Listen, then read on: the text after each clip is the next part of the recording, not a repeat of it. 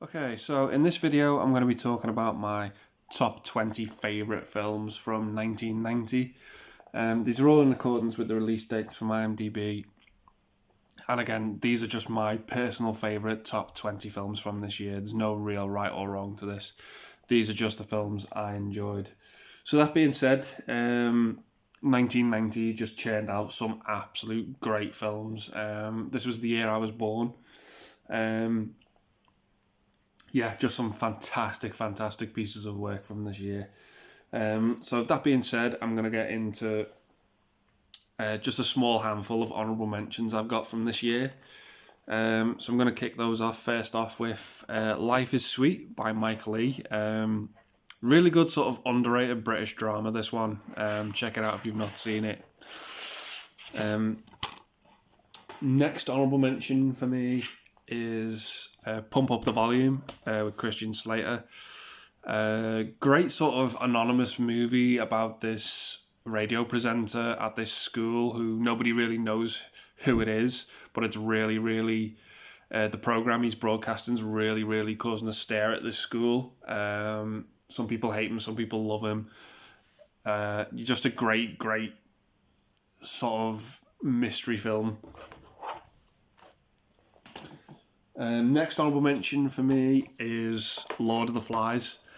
Film I saw quite recently. It wasn't a story I learnt at school. We didn't really touch on Lord of the Flies. But so I was going into this film completely fresh with no idea what the story was. Sort of about these school kids who end up getting stranded on this island and trying to form their own society, but it just falls to shit basically, and had a really disturbing ending. But I did really enjoy the film. Next honourable mention for me is a really good underrated David Lynch film, and that's Wild at Heart with Nicolas Cage and Laura Dern. Great sort of crime movie, this. Really tense stuff. Willem Dafoe in this is just absolutely brilliant. Just as I said, really good David Lynch film. Next honourable mention for me is Arnold Schwarzenegger in Kindergarten Cop. Childhood staple of mine, this one. Tons and tons of fun. It's what you'd absolutely expect. Arnold Schwarzenegger as an undercover cop with a classroom full of kids just is comedy gold. Next honourable mention for me is DuckTales, the movie.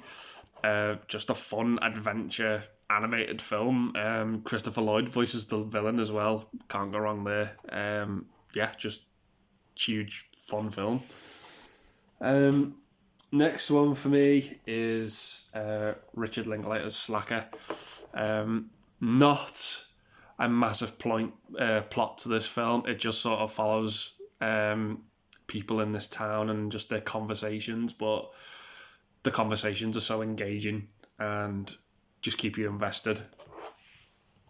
Next honourable mention for me is Joel Schumacher's Flatliners.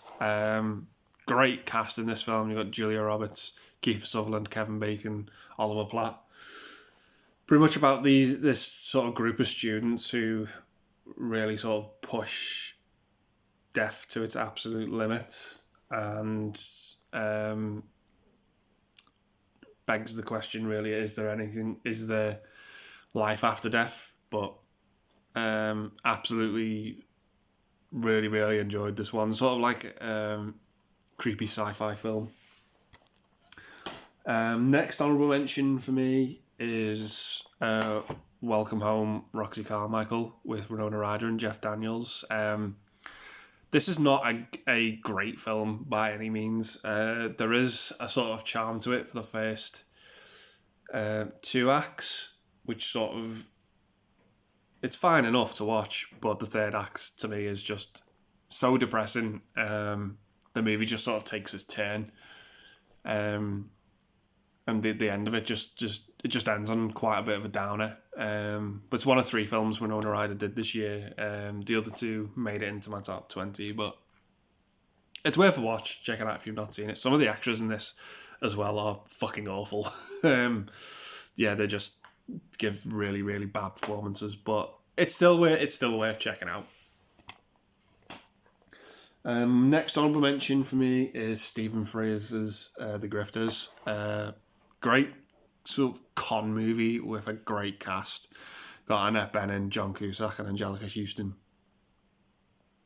Just a really well made film. Massively enjoyed it. Didn't quite get into the top 20 for me. But again, not a film to turn your nose up at. It's still really good. Two honourable mentions left. First one, Darkman by Sam Raimi,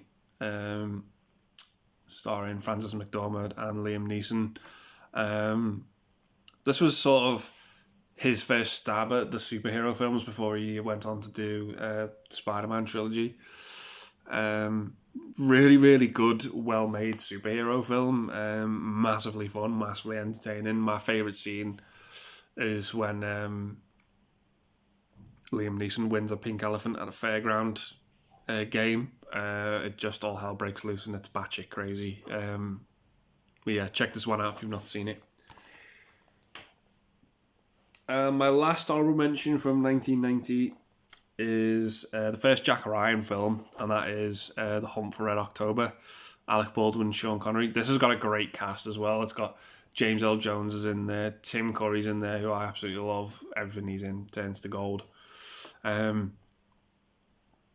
Just this really, really good sort of tense. I don't want to say action film because it pretty much takes place on a submarine, but the characters are just so compelling in this film. It's really, really good. John McTiernan's follow-up to Die Hard, pretty much, which is why he didn't direct Die Hard 2, because he was busy doing this and came back for the third film. But yeah, this is such a good film, worth checking out. Again, just didn't quite crack into the top 20 for me. So yeah, that being said, they're all my honourable mentions. I'm going to get straight into the list now and kick it off with number 20. So that for me was Richard Gere and Julia Roberts in Pretty Woman. Just a fun romantic film about this prostitute that meets up with this lawyer, a highly educated lawyer and successful lawyer, and the film's basically these two people from two very different backgrounds and their chemistry and how their romance blossoms. My favourite scene in this is probably when Julia Roberts ends up going into this shop and they just completely judge her and her appearance and turn her down and don't want her money, and then she comes back having spent her money elsewhere, and she was like, well, you guys work on commission, look what you've lost out on. Just a real kick in the teeth to people who deserved it. But yeah, the soundtrack as well, It Must Have Been Love by Roxette is just an awesome tune. Jason Alexander's in this as well, from probably most famous from Seinfeld. His character's such a fucking dick in this film by the end of it. But yeah, it's Pretty Woman. It's just a great, enjoyable sort of classic Hollywood type film that I really, really enjoyed. So next up for me at the number 19 spot is Awakenings, Robert De Niro and Robin Williams. Great medical drama, this one, sort of about this epidemic that gave these people no real sort of quality of life whatsoever at all. They just sort of become stagnant and just basically existed. And Robin Williams is the doctor who's sort of investigating the medics behind it and ends up coming up with this sort of cure, which sort of brings them back to reality and ends up giving them a bit of quality of life. But the cure itself leads to bigger problems. Fantastic performances from both the leads in this film. Really good. Definitely check it out if you've not seen it. So coming up next for me at the number 18 spot is Jacob's Ladder with Tim Robbins. Just a nightmare-fueled, induced movie about a soldier who was in the Vietnam War, and it just deals with these sort of hallucinations he sees before and both after the war, and it leads to almost a bigger conspiracy. If you like those films with strange imageries and conspiracies, definitely check this one out. Fantastic performance by Robbins. Just a really, really good sort of nightmare trip to go on. So, coming up next for me, at the number 17 spot, is quite an underrated film in my opinion. It's really hard to get hold of on DVD in the UK, and I don't know any sort of streaming services that have this film. But it's Pacific Heights with Melanie Griffith, Matthew Modine, and Michael Keaton. Great to see Michael Keaton get his teeth into a villainous role in this film. If you're ever thinking about renting or subletting a property, this film will immediately put you off from doing it. So it follows Melanie Griffith and Matthew Modine, who are this couple who've bought this house, and to try and make ends meet, they rent out a couple of the rooms they've got in the house, and they rent it out to this elderly couple, and they eventually rent it out to Michael Keaton's character, who says, "Oh yeah, I can pay the first couple of months up forward in cash and sign the contract," and it all seems to go to plan at first, but then he just turns into this absolute nightmare tenant, who's, we find out, is very much a con man who has done this before to a lot of people. But it's just such a really, really good, underrated film set in San Francisco. The scenery in it is just absolutely beautiful. Just a really, really good thriller. Really good ending as well. I don't want to spoil it, but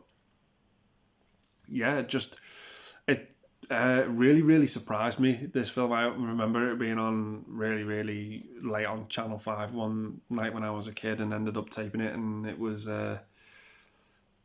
it just thrilled me with how good it was and how much of a surprise it was. But definitely, if you can get hold of this or get a chance to watch it, stick with it. Almost as well, looking back on this film as well, there's a scene where somebody, before Michael Keaton applies to rent the apartment, and they don't end up getting it, but there's almost like a sort of racial undertone there that comes back in to play in the film that sort of sticks out more today, in my opinion. But yeah, definitely check this one out. It's really, really good. So coming up next for me, the number 16 spot, is a really, really famous romantic film, this one. And that is Ghost, Patrick Swayze, Demi Moore, and Whoopi Goldberg. So, Whoopi Goldberg won the Best Supporting Actress for this film at the Oscars. That was sort of happening at the time where a lot of films in the late 80s and early 90s, the supporting roles were won by a lot of comedic performances. But yeah, Whoopi Goldberg's just absolutely great in this film. It follows this couple, played by Patrick Swayze and Demi Moore, who are sort of moving into a new place, and their relationships are really growing. But it's hit by tragic when Patrick Swayze ends up being murdered, and it's sort of about his ghost trying to get back in touch with Demi Moore through Whoopi Goldberg, who's this sort of con sort of psychic, but it turns out she actually is a psychic. And it leads to just some great stuff. The best friend in this as well, to Patrick Swayze, has a sort of ulterior agenda, which I won't get too in depth with, because it leads to spoilers. But one of the standout scenes for me that I remember growing up watching this film is Patrick Swayze, when he's a ghost, he realises that he can actually try and have an impact on the living world, where he can sort of move things tangibly. And he sees a ghost on another ghost on the subway. That ghost and that actor just terrified the shit out of me as a kid. In that scene, he's just so creepy and just horrifying. But yeah, definitely check this one out. It's got the pottery scene is absolutely. It's probably more famous than the actual film itself. But yeah, check this one out. I just really, really enjoyed it. So coming up next for me, at the number 15 spot, is Reversal of Fortune with Ron Silver, Glenn Close, Jeremy Irons. Jeremy Irons actually won Best Actor for this film at the Oscars. Who in his speech gave massive props to David Cronenberg for his role in Dead Ringers. He didn't think he could win it if he hadn't have done that film, and David Cronenberg as a director hadn't have got the performance he wanted to get out of Jeremy Irons in that film. But yeah, this one sort of follows a murder that takes place of this woman who's the wife of Jeremy Irons, and the film basically follows a group of law students who are looking at this as a sort of case study for their course as to whether the husband murdered his wife or not. And the movie leads you to believe that this is the way it goes. Like, this is, I won't spoil it, but it leads you to believe one thing. One possible outcome. And by the end of the film, there's a scene where with Jeremy Irons is in a drugstore, and he says one line in the film, and it's the closing line of the film. And the film and with that one line, the film absolutely turns everything you thought about this film on its head and makes you see it completely differently. And that's what I got from it. If you see this film or have seen this film, you might not have got that from it. But that one line at the end of the film, delivered by Jeremy Irons, completely changed it for me, and absolutely blew it out the water for me. Because it builds up to believe. Again, it's really hard to talk about without spoiling it, but it builds up to believe whether or not he did it or didn't. It leads you down one of those paths. And then there's a line right at the end of the film that he delivers in this drugstore that completely changed my opinion, and it changes the outcome of the film. And I absolutely admire it for that. It's absolutely so underrated, this film, if you've not seen it.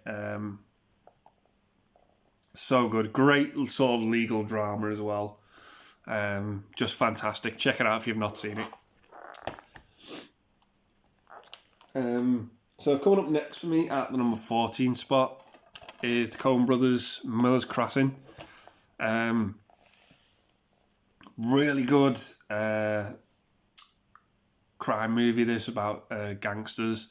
The plot basically is there's sort of these two rival gangster gangs, and Gabriel Byrne, who's the main antagonist, sort of uses it to his advantage to sort of play the two gangs off each other. Like, one minute he's working for one, and the next he's working for the other, and he's betraying the other one, and then betraying the other one. Yeah, Gabriel Byrne in this film's just absolutely brilliant.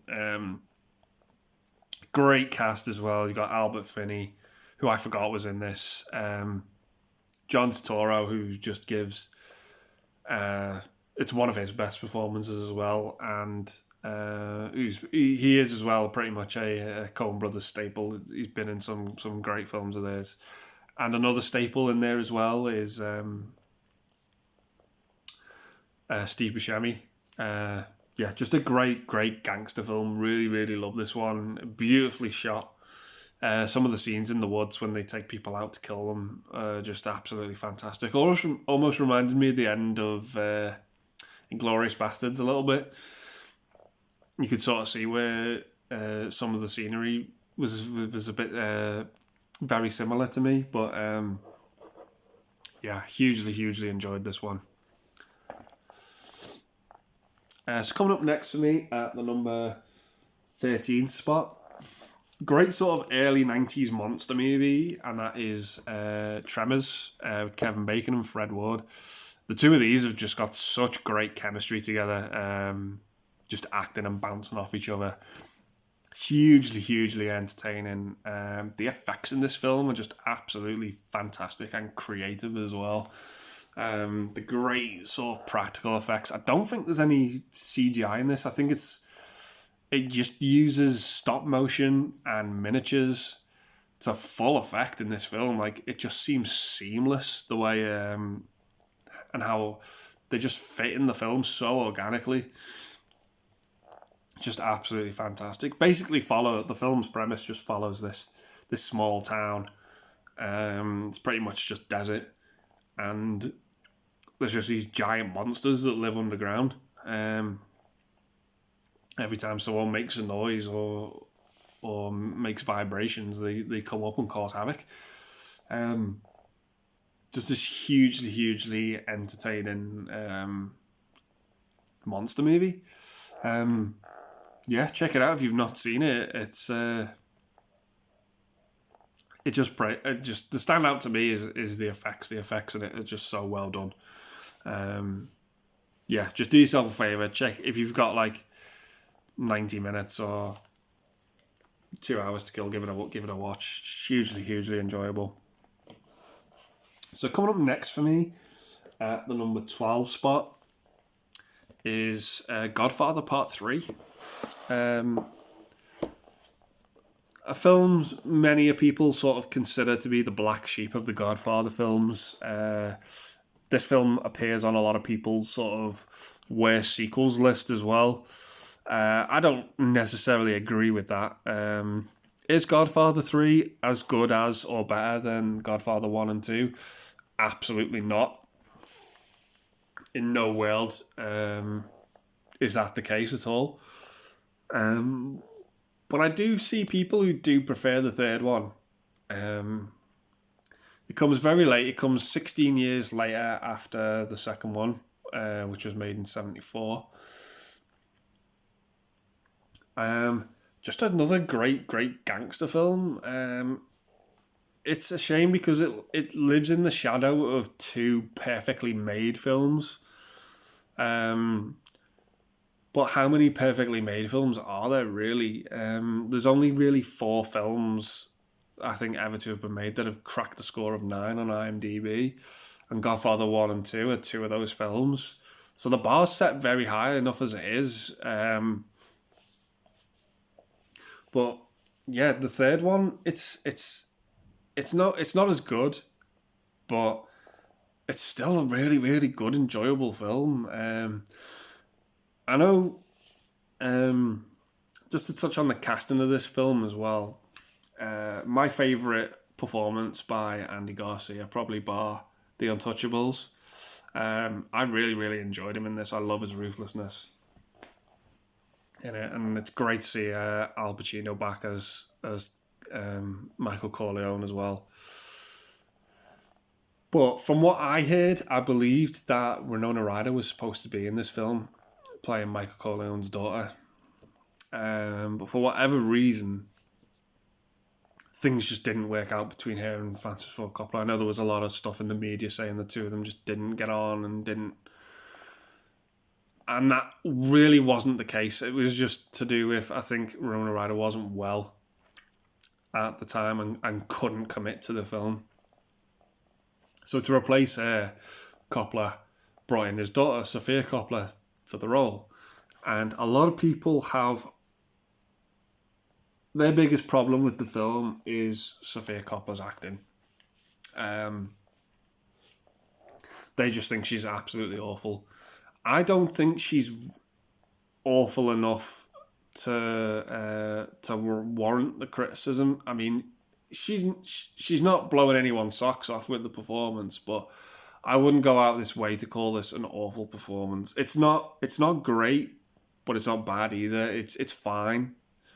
But I would have loved to have seen Winona Ryder in this third film. I thought it would have probably made it so much better. But yeah, check this one out if you want to just sort of complete the trilogy. I do think it's a really good trilogy. But as I said, the first two films are just so well made and are so highly regarded that they just overshadow the third one. But it by no means means the third film's awful. It is watchable. It's entertaining. The end of the film as well just leaves you on such a oh my god type of reaction with how it ends with one of the characters. But yeah, just another fantastic gangster film and another really good Coppola film. But yeah, the in the world of film, the Godfather films are just so famous and are so highly regarded. But yeah, check them out if you've not seen them. So coming up next for me, at the number 11 spot, is a film that is no means a masterpiece, but it's still massively entertaining to me. And that is Arachnophobia, with Jeff Daniels and John Goodman. If spiders terrify you, stay away from this film. Or actually just watch it. You watch this film with the lights off if you're terrified of spiders. Just a great, fun, entertaining film. By no means, again, a masterpiece, but it's such it's one of those films that you can just put on and enjoy and have a good time with. The premise to it is probably a bit far-fetched. It follows this group of expeditionists at the start of the film that sort of go to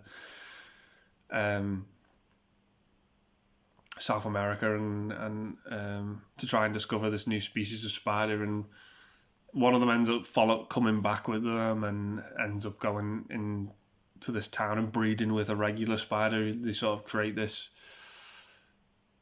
brand new species of super spider, which ends up sort of killing and plaguing this whole town. But what makes the film fun is the characters. The characters in it are just so fun. You got Jeff Daniels as the new Doctor, who people don't really like and believe he's that character in the film. You know, the one who has the sense, but no one really believes. John Goodman as the Exterminator, another actor that's just a ton of fun to watch. Yeah, and a really, really creepy third act that takes place in a cellar. Some really fun jump scares in there as well.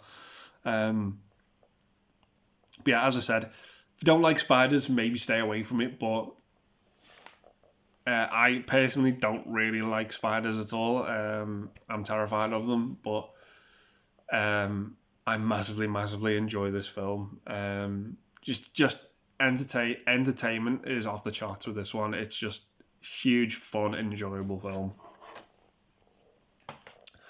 So coming up next for me, at the number 10 spot, is Mermaids. really, really good cast in this film. Bob Hoskins, Cher, Winona Ryder, Christina Ricci. Basically follows this family that's always on the move, played by Cher and her two daughters, in the 60s in America, that never sort of settle, are always in one place. And the film basically follows Winona Ryder's character, who's pretty much fed up of moving all the time and just wants to settle somewhere. And she ends up falling for this guy called Joe. And she just completely has a misinterpretation as to what love is and what romance is. And it just came at a very difficult time. I know the country itself was going through a lot of bad times as well, because in the film it sort of touches on the assassination of Kennedy as well and how that affected people. But what makes the film work for me is the characters and the performances. Everyone gives 100% in this film. Bob Hoskins is just a ton of fun. An actor who, in my opinion, was just gone far too soon. Great. Cher, for me, is one of those standouts who was more famous for being a singer but broke the mould into acting, for me. And Winona Ryder's great in it. Christina Ricci, in one of her early films, is just cute and adorable in the film as well. The little mispronunciation of the words she has are just really fun. Great tense ending as well, and a great sort of confrontational scene between Winona Ryder and Cher herself towards the end. But yeah, as I said, what makes the film work for me is the characters and the setting. Just gels together really, really well. You wonder why the film is actually called Mermaids as well, but it does touch on that as well. Briefly in the film, it's sort of something that there's a little bit of a bond over what it is. But yeah, as I said, just this fun, entertaining drama film with great performances. Check this one out if you've not seen it. So coming up next for me at the number 9 spot is a film I didn't really grow up watching from an early age. I sort of saw this film roughly when I was about 10 onwards. Didn't grow up with it as a small child. That is Teenage Mutant Ninja Turtles. I absolutely love and adore this film. I grew up very, very much watching the 80s cartoon. I absolutely loved that show. I was the right age for it. I was the target audience for it. I just lived and breathed that show and everything that show was about. And I ended up seeing an advert for the film, for the live action film on TV, and because it was going to be broadcast on the BBC, and I completely missed it when it was broadcast, and it didn't come on for ages. The film itself was really, really hard to find commercially on video when it came out.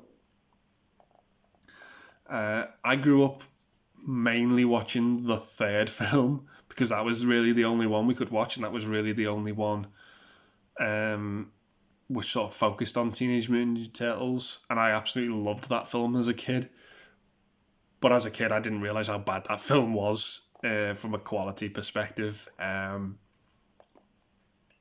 how off at a tangent it was compared to the source material. But yeah, and it wasn't until after that I saw the first film and the second film. The second film was the one then that sort of became the more easily accessible one, and then years later the first one. So I've got it on Steelbook here. For some reason they didn't put the title on the cover. They only really put it on the back. But yeah, the film just looks great on Blu-ray. Really, really good, dark sort of comic book movie. Basically follows four turtles that end up mutating into sort of humanoid versions of turtles, and they ended up becoming trained in the art of the ninja by their master Splinter, who was a rat who also mutated, and they sort of fight crime in New York. And there's a bit of a crime wave in New York with a lot of muggings, a lot of robberies by gangs of teenagers who pretty much do this under the watchful eye of Shredder, who's the leader of the Foot Clan, who we find out more of a backstory there between Splinter and Shredder, which is absolutely great, and I love it.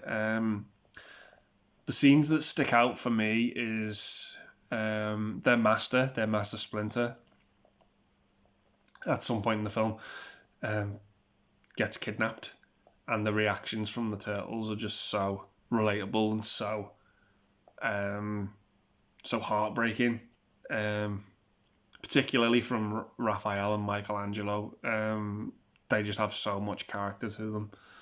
Not to say that Leonardo and Donatello don't, but Raphael's scream when he walks into their lair and Splinter's gone is just chilling.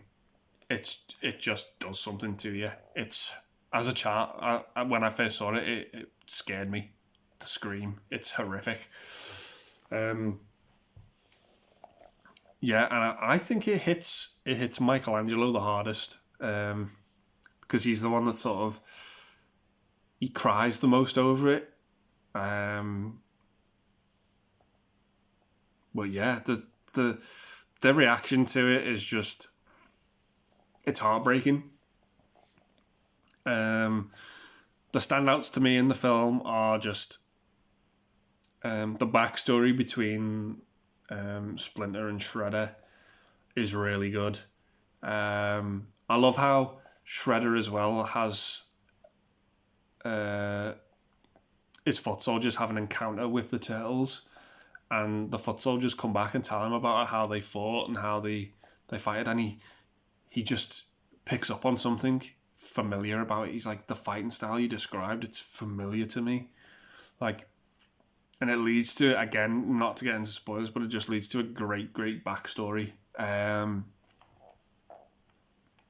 Yeah, the characters in it are just so colourful and bright as well. Casey Jones, April O'Neil. Yeah, just huge entertainment factors through the roof. Got a young performance in there as well by Sam Rockwell, who's a little bit unrecognisable in it, but when you see him, and it's like, oh yeah, that's him, yeah. You do pick up on it. It's one of those things where you only pick up on it once you've been told. But yeah,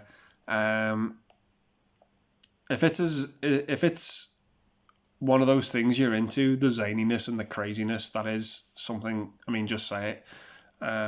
Teenage Mutant Ninja Turtles, it's great. To quote Leonard Maltin, the famous film critic, he said, to sit down and watch Teenage Mutant Ninja Turtles, you aren't going to be expected to sit down and to be expecting like King Lear storytelling or quality. You know what I mean? It's just, why can't the movie be the best Teenage Mutant Ninja Turtles movie it can be and do that well? Yeah. Just a great comic book movie. Check it out if you've not seen it. So coming up next for me, at the number 8 spot, is a sequel, and that is Die Hard 2. As good as the first one? No. I know a lot of people regard this one as the weakest of the original trilogy. I can definitely see that. Takes place. The majority of the film takes place pretty much at an airport with some cutaway scenes. It pretty much the premise is pretty much an organisation takes an airport hostage, pretty much, and threatens to crash planes out of the sky. If they don't get this drug trafficker who's very high up in the military, who's been caught, they want him released from custody. So they hold these planes to ransom, and Bruce Willis as John McClane, his wife's obviously on one of the planes. For me, again, what makes this work is the dialogue. The dialogue's absolutely fantastic. The characters are great in it. You've got Dennis Franz in there as well as the head of the airport police. Just another fantastic, entertaining actor. Just great. Him and John McClane just do not get on for the majority of the film, and it is just so fun to watch them bounce off each other. The dialogue, the swearing's great.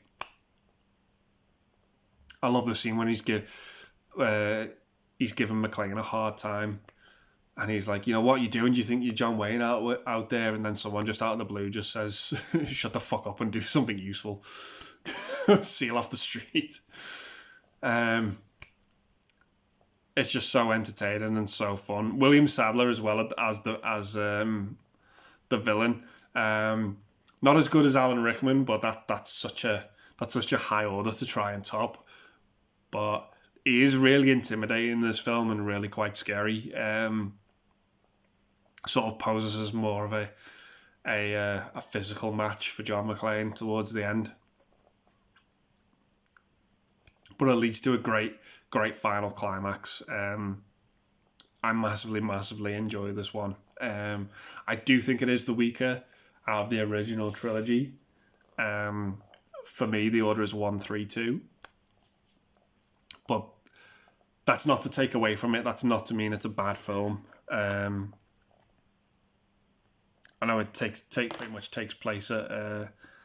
the entirety of it takes place at an airport with a few cutaway scenes, but it still is massively entertaining. Yeah, just another great action film and a great follow-up to probably the greatest action film. Nowhere near as good, but definitely still worth the watch. So coming up next for me, at the number 7 spot, is also another sequel, and that is the third and final Back to the Future film. Again, a film that most people consider to be the weakest in the series. This was actually the one I enjoyed the most as a kid.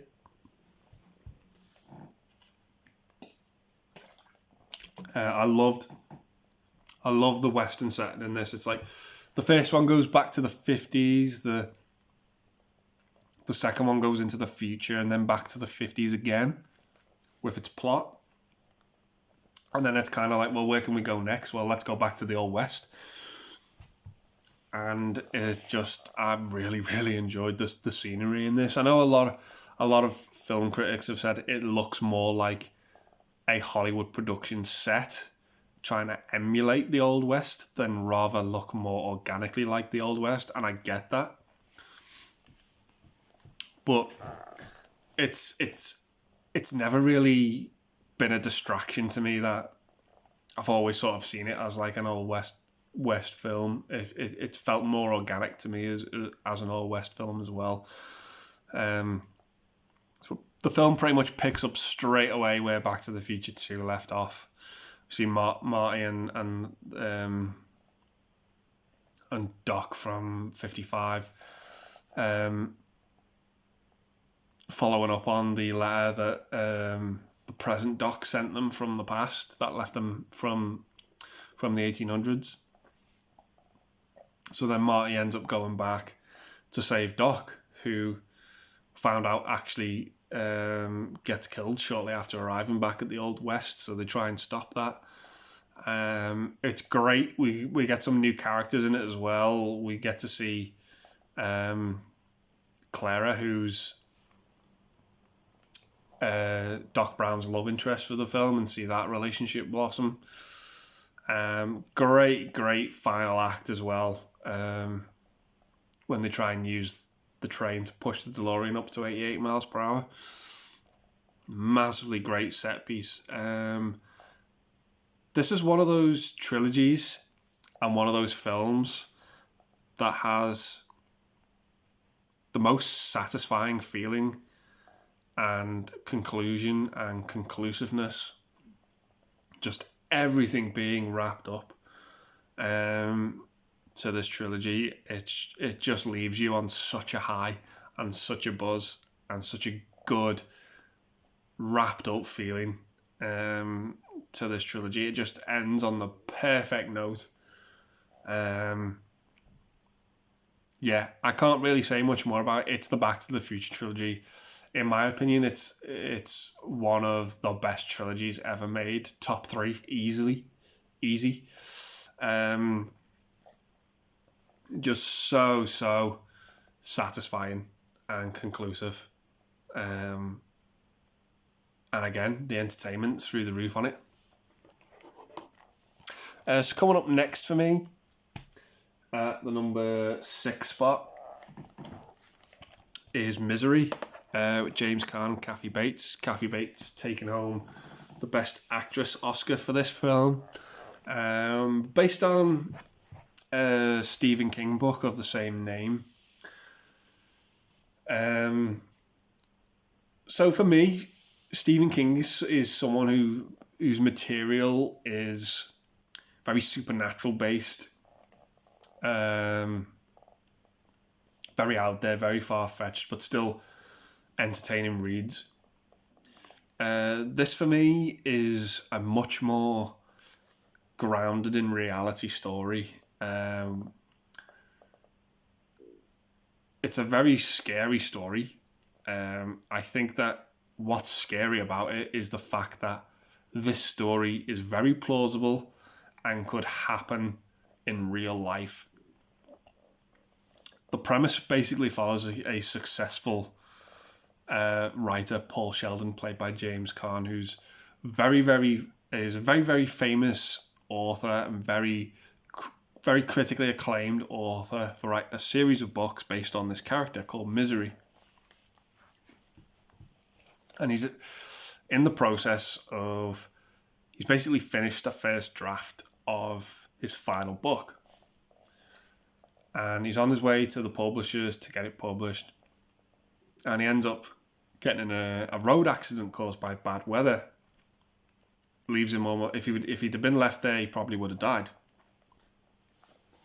And he ends up being saved by a nurse called Annie, played by Kathy Bates, who basically takes him into her home, looks after him, wants to nurse him back to health. Now, she knows exactly who he is and basically says to him, "Oh, you're Paul Sheldon. You've written my favourite books of all time, the Misery books. I am your biggest and I'm your number one fan." Absolutely adore him. So as time goes on, she looks after him and tries to sort of nurse him back to health. So as a thank you, he basically says, I'm going to let you read the draft I have of the last book. Tell me what you think. So she sees this as like a massive honour. She's like, "Oh, Paul, this is fantastic. Loving it." But the movie sort of turns when she finishes the book, and she is not fucking happy with the way Paul's ended this book. She's just mortified and turns into this sort of horrific, scary monster because of it, and ends up almost holding him prisoner, torturing him, keeping him there against his will. Basically, she does everything wrong to him and says, "Right, you can't release this filth on the world. You're gonna rewrite this the way I want you to, and you're gonna start from scratch. They're gonna set you up here, and you're gonna burn this copy, and you're gonna write the book again and do it properly. And it's horrific. The film is just shows no mercy in what it shows you. Absolutely brutal. The hobbling scene alone is just shot masterfully because the build up to it is worse than the actual hobbling itself.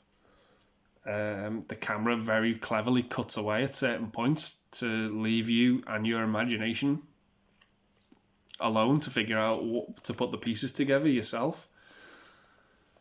It's just a horrific yet very, very plausible situation to be in. Again, directed by Rob Reiner, who did Stand By Me and The Princess Bride.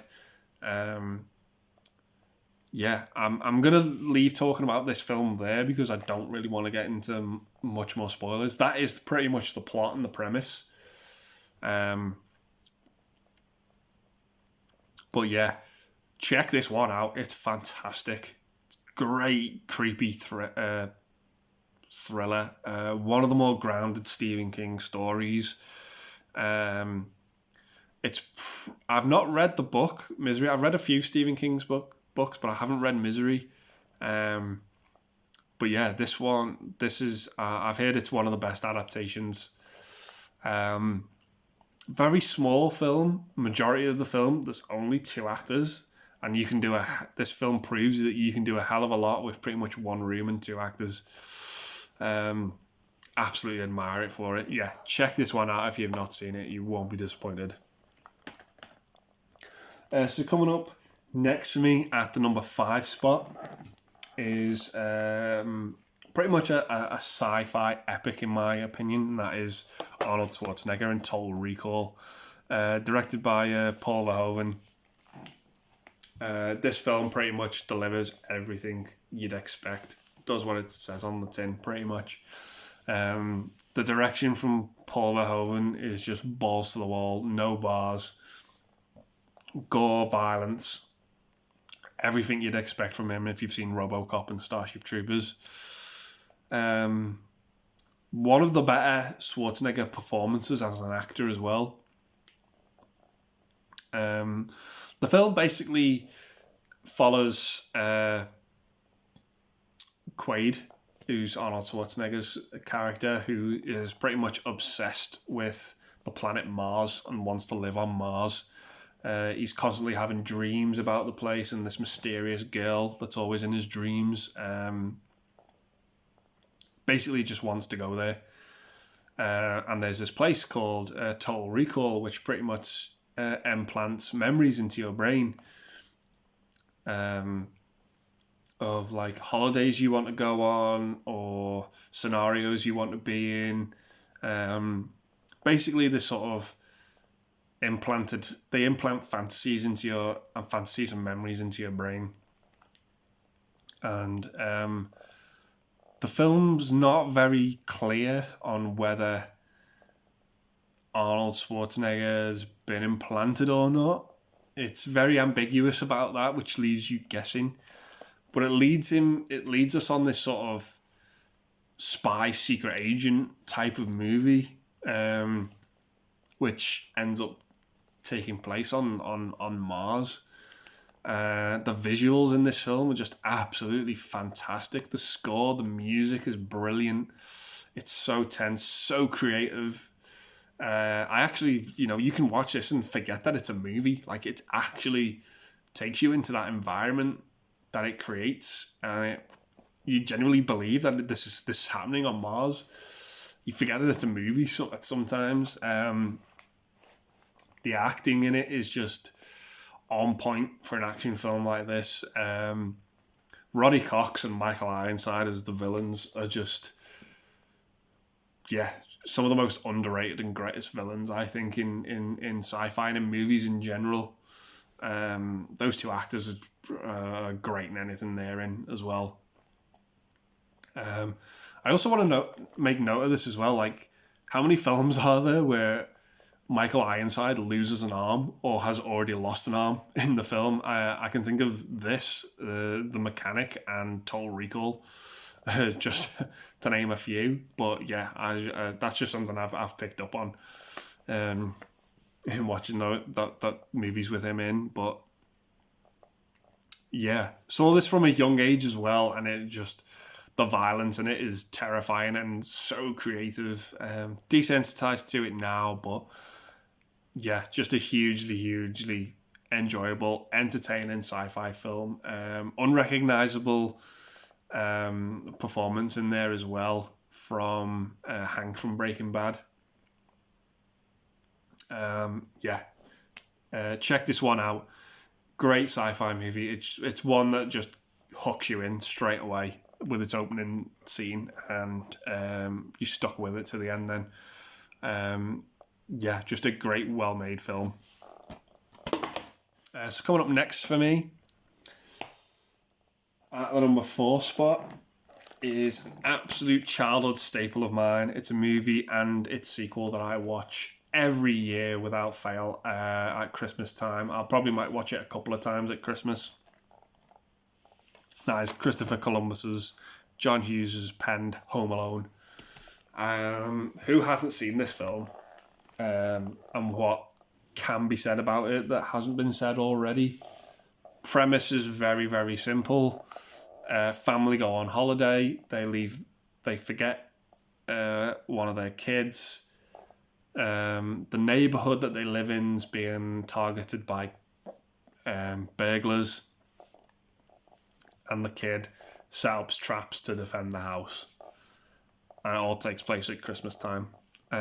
What's not to love about this film? Skyrocketed Macaulay Culkin to pretty much stardom, this film.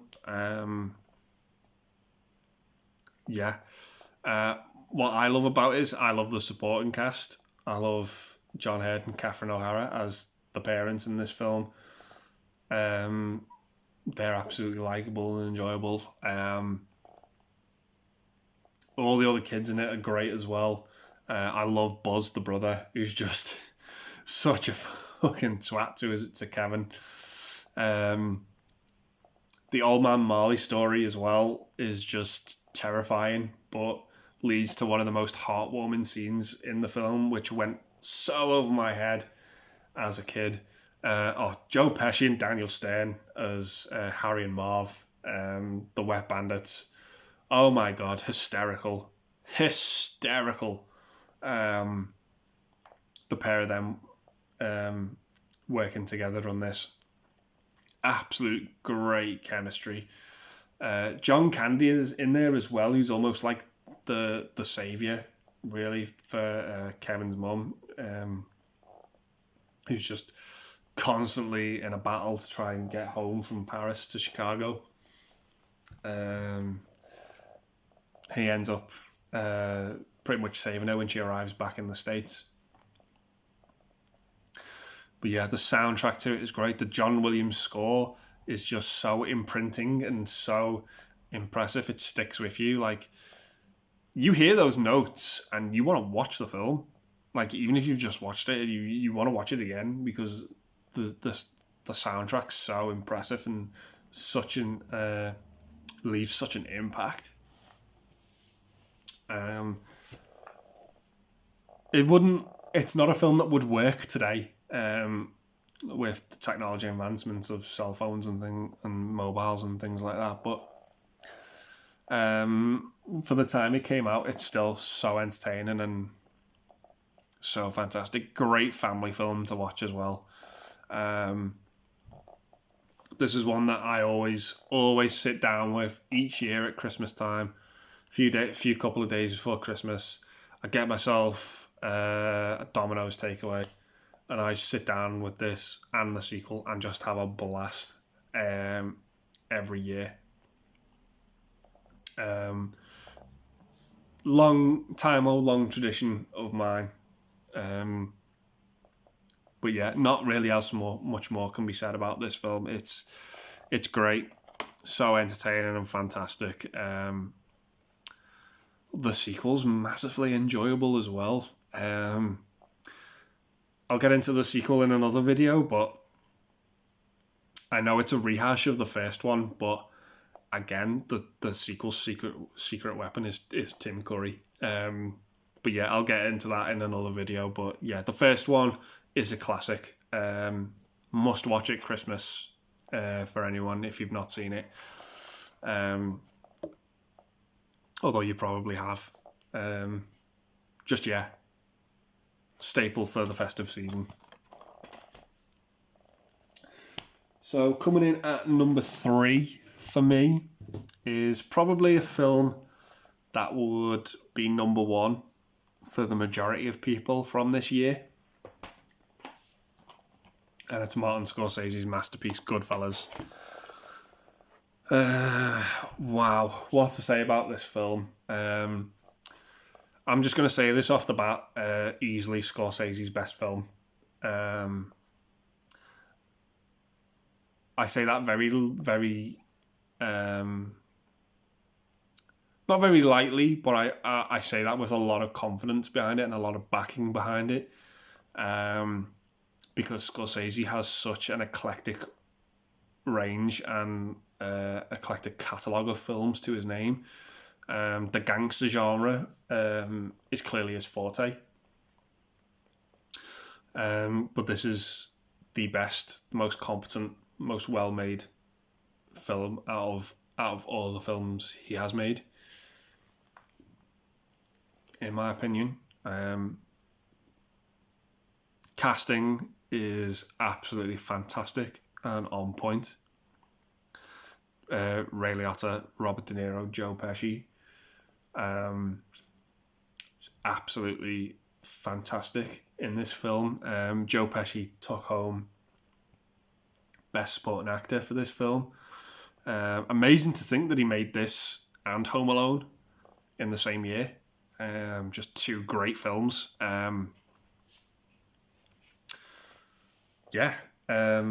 Masterpiece of the genre. No hold bars with the violence. The opening scenes alone absolutely terrified me the first time I saw this. Made me feel so uncomfortable.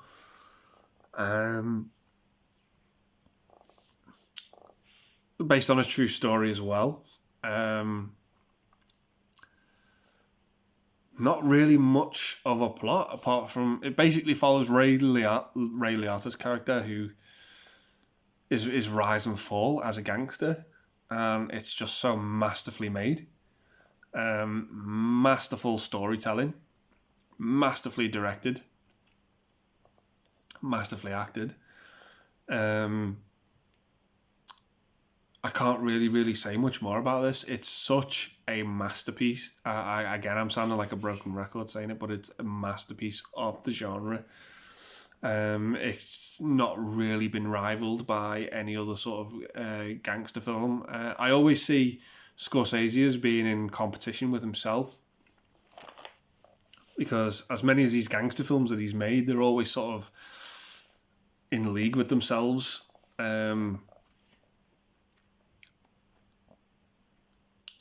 I can't praise this film enough. The top 3 for me were just so hard to choose from. Any of these 3 films could be at the number 1 spot for me.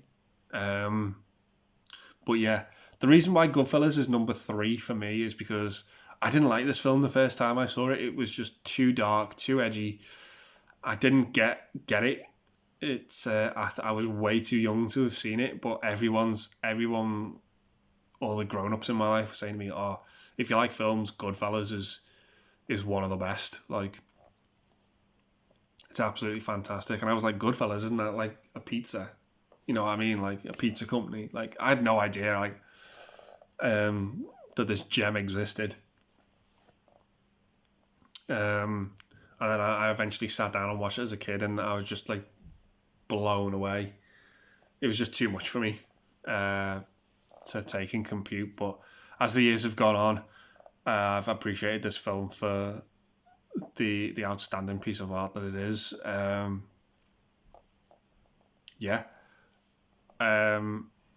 Really unnoticeable cameo in there as well from Sam Jackson. I didn't notice the first couple of times, but he shows up in there as well. But yeah, I can't praise this film enough. I don't want to get too much into the plot, but it draws you in. The how do I make you laugh? What's so funny about me scene with Joe Pesci? Those couple of minutes, I think, won him the Oscar, to be honest. What's so good about that scene is we become Ray Liotta's character in that situation, and it's so tense and so terrifying. But my God, it's just masterful. If you've not seen this, check this one out. If you have seen it, watch it again. Masterpiece. Can't say much more than that. So coming in at the number 2 spot for me is the film that actually won Best Picture at the Oscars this year, and that is Dances with Wolves. Again, another film I absolutely adore. Directed by Kevin Costner, starring Kevin Costner as well. I believe he won the Oscar for Best Director as well for this. It's a grand epic, this film, in every sense of the word. The film just looks absolutely stunning. I believe it's set during the American Civil War. If you've seen films like Pocahontas and Avatar, Fern Gully and District 9, it's basically that same story. But to me, this film is the best version of that story. It's sort of about someone who's doesn't quite know what they're doing, but they're having an impact on a community or the planet, and they realise what they're doing is wrong, and it teaches us that message, which is a message that has been hammered to death in films.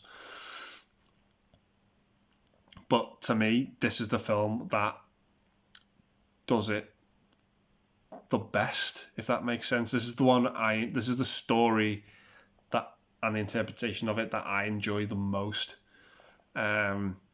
Visually, it's just absolutely a breathtaking film. It's 3 hours long, epic in every sense of the word.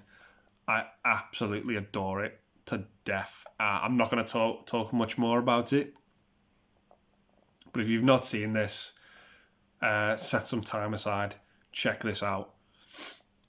It's another masterpiece from 1990 for me. Can see why the scale sort of tipped in its direction over Goodfellas.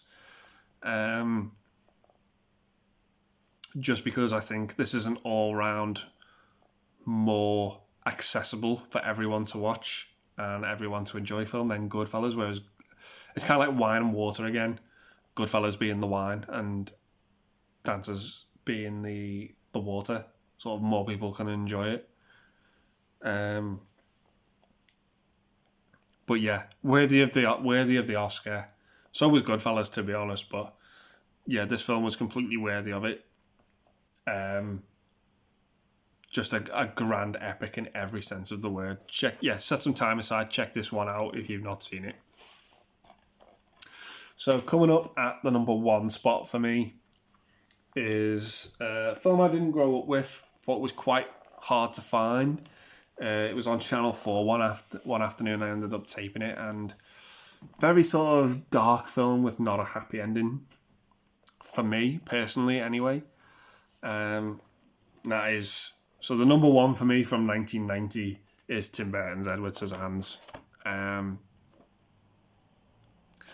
For me, for a long time, I consider this to be Tim Burton's masterpiece. But Edward, for me, is sort of creeping up that ladder a lot. Johnny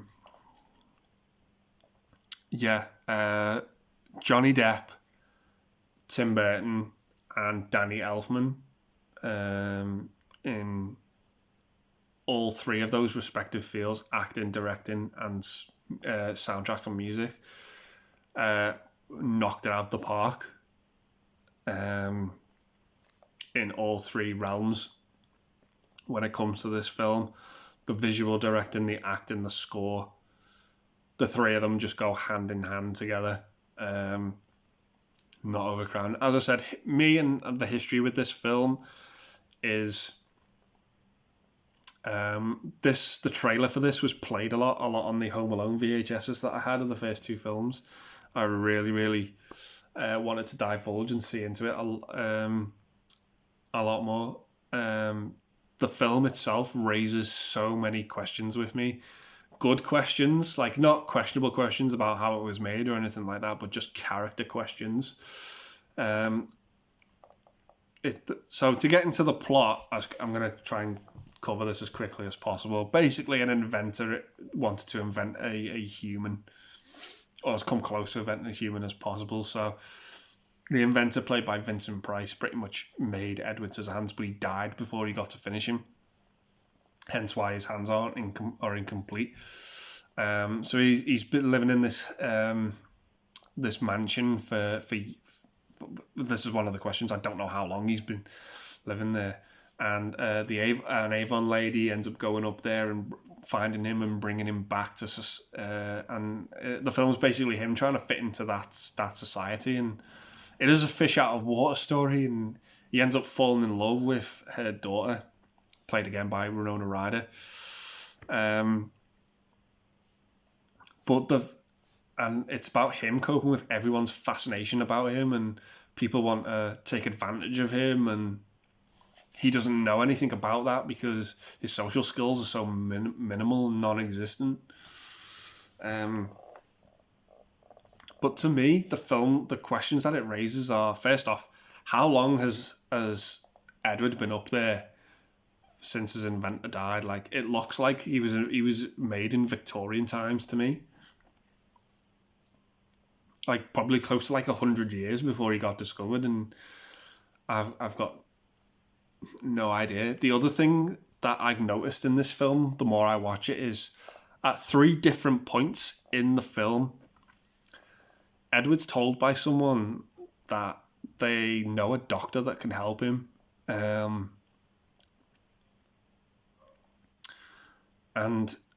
I just don't know where that goes or what place that has in the film. It's so strange to me, and it's so subtly done. It's just we never actually see him meet a medical doctor. We see him meet a psychiatrist briefly, but not like a medical doctor or anything like that. I'm going to get into the ending of this film as well now, and this film to me does not have a happy ending. You can consider it happy in some way, the way it ends, but to me it's like there's a romance there, and the romance just can't in any way happen. It can't progress. We can't see it, and that's why it doesn't have a happy ending to me. And I love films that do that because it's such a ballsy move to make. The creativeness of Tim Burton is just, it drips with this film. The imagery is fantastic. The characters in it are just so great. Some of them are so nice and some of them are so despicable. Just people with the best and the worst intentions all together. Check this one out if you've not seen it. It just takes you away to a fantasy world. I absolutely love it. That's why it's my number one for me. Everything about this film is perfect in my opinion. Tim Burton's best for me. I think for me his standouts are Batman, Edward Scissorhands, and Ed Wood. But yeah, I'm going to leave this video there as the time's running out. It's going on a bit too long, but yeah, check this one out if you've not seen it. It's absolutely fantastic. I absolutely adore this film. So yeah, I'm going to leave it there. They're my top 20 favourite films from 1990. I hope I've inspired some people to inspire whoever's watching to go out and see these films. Give them a watch. Just, yeah, absolutely had a blast with this year. Churned out some really, really good stuff, 1990. So yeah, I'm going to leave it there. I'm hopefully going to be back soon with my top favourite films from 1991. Another great year. Turned out, so I'm going to leave it there. If you feel so inclined, please subscribe, leave a comment. And yeah, I'll be back soon with my favourite films from 1991. So thanks very much and take care.